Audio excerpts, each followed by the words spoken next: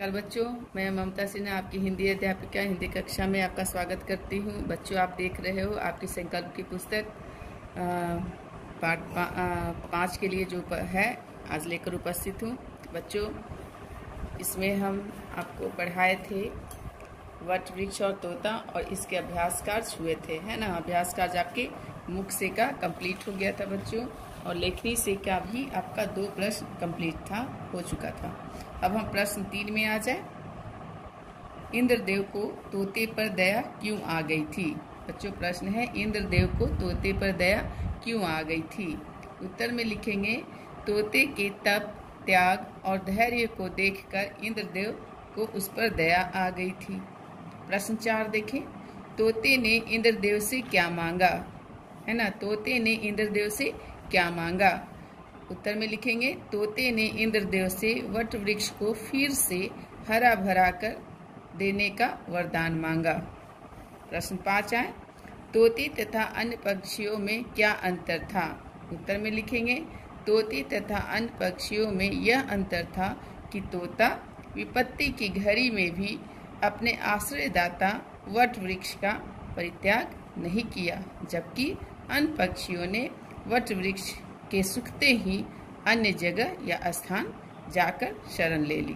तो बच्चों, ये आपका हो गया प्रश्न 5 तक का कंप्लीट। आगे बढ़ें तो आपको है पुस्तक में बात शब्द की। इसमें आप देखोगे निम्नलिखित शब्दों को लिंग बदलकर लिखिए, है ना। लिंग आप पढ़े हो। पत्ता तो पत्ती लिखेंगे, मयूर मयूरी, जनक जननी तो जनक, प्यारी प्यारा, इंद्राणी इंद्र, साथी साथी। तो ये आपके हो गए। अब आगे आते हैं 2।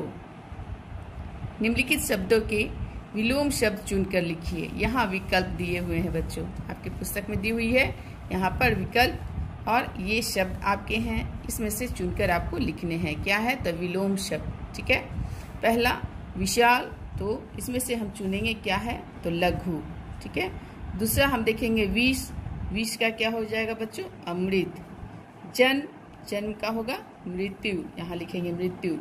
मान, मान का अपमान, ठीक है। जय, जय का लिखेंगे पराजय। ठूठ, ठूठ का लिखेंगे हरा भरा। और उजरा, उजरा का लिखेंगे बच्चों बसा। और गहरा, गहरा का लिखेंगे बच्चों उथला, ठीक है। तो ये आपके पाठ कितने हो गए कंप्लीट?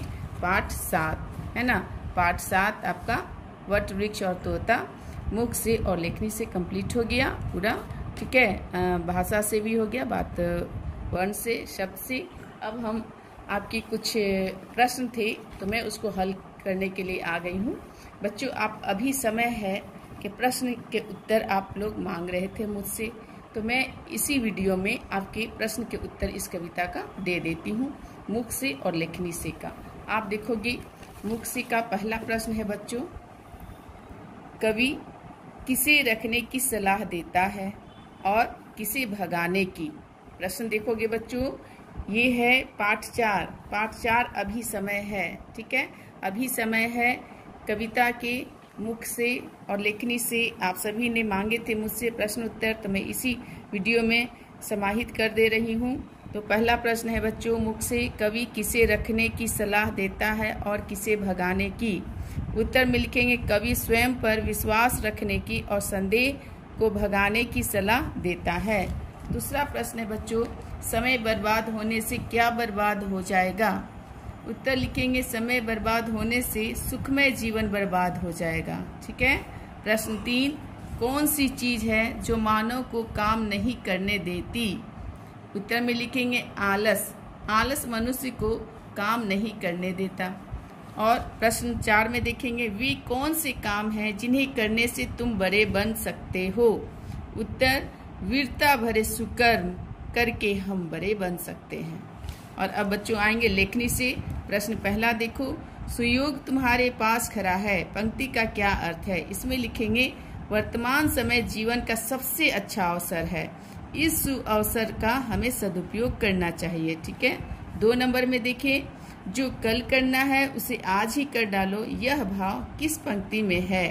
उत्तर, उपरोक्त भाव कविता की 12वीं पंक्ति में है, ठीक है। बच्चों ये जो भाव है ये कौन सी पंक्ति में है?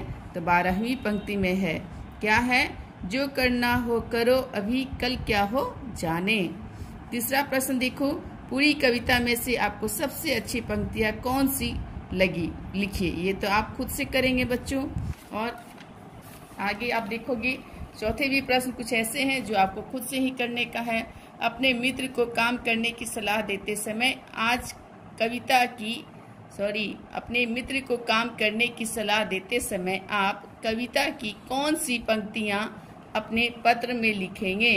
तो ये तो आपको इन कविता में से कौन सी पंक्तियां लिखोगे ये आप खुद से ही तय करोगे। ठीक है बच्चों, तो आप अच्छे से ये प्रश्न उत्तर लिखकर और याद कर लेंगे कॉपी में। आज तक के लिए बस इतना ही, फिर मैं अगले वीडियो में पुनः उपस्थित होती हूँ। तब तक के लिए बच्चों धन्यवाद।